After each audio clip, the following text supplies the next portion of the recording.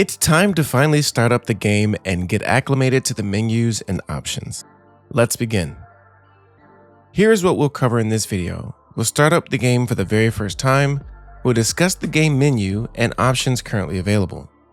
We will have you create your character and finish with thoughts about which starting zone to pick in the persistent universe.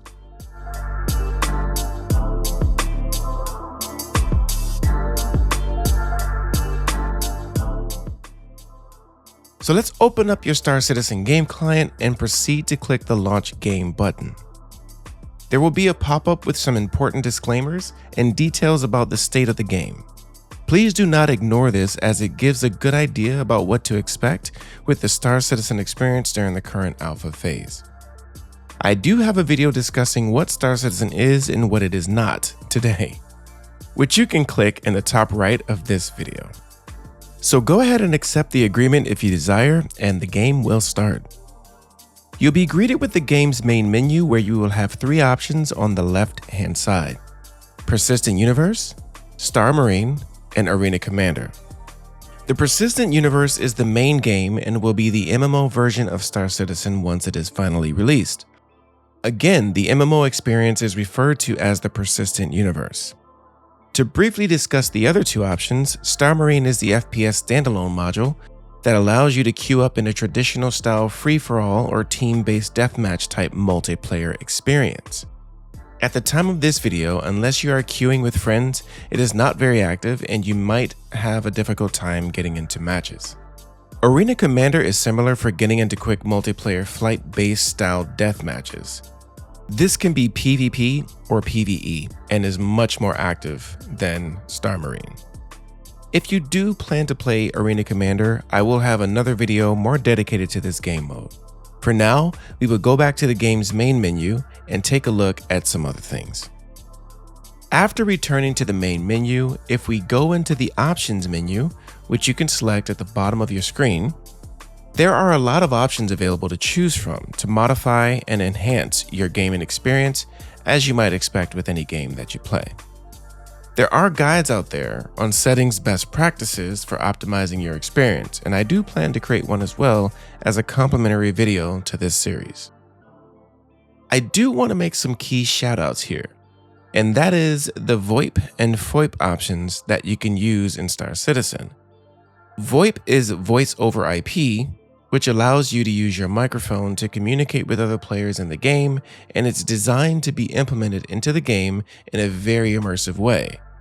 It is still a work in progress, however, and there are guides out there for getting this set up if you desire. FOIP is face over IP that allows you to use your camera to read your facial expressions on your character for others to see in the game. Many players use these features to create very entertaining Star Citizen content. And when the game is finally released, just imagine how powerful these options will be when it comes to playing highly detailed and tactical missions and participating in events with other players in general. Today, this is already possible, and it's quite an amazing experience when done right, in my opinion. So I will leave the deep dive to another video complimentary to this series. For now, let's go back to the main menu and start creating your character. So in order to create your character, you have to select Persistent Universe. And since this is your first time logging in, you will be greeted with the Create a Character UI immediately. You will be prompted first with selecting your choice of gender. Now, you can decide to just accept the default character here after picking your gender and jump right into the game if you desire. You can always come back and modify your character further at a later time. To do this, once you click the Persistent Universe button the second time, you will be sent to a different screen. At that screen, you can choose to customize your character once again. If you want to finish customizing now, you can go ahead and continue to play around with the customization options on the left-hand side of your screen. For each category on the left, there are modifiers on the left and top of your character's head and body. While first head is selected, you can choose Begin Blending at the bottom of the screen to start the process of blending some of the default faces for a more unique face as shown on your screen. This process is also possible for almost all of the other options to your left. Once you have tinkered to your desired result, you can proceed by selecting Accept. Confirm your changes and we will move to the next screen. Now you're at the screen where you will need to choose your starting location. You can select Choose System and then select the current only star system option available in 3.17.4, which is Stanton. Now you can select the dropdown for Select Location, and you will have 4 options to choose from.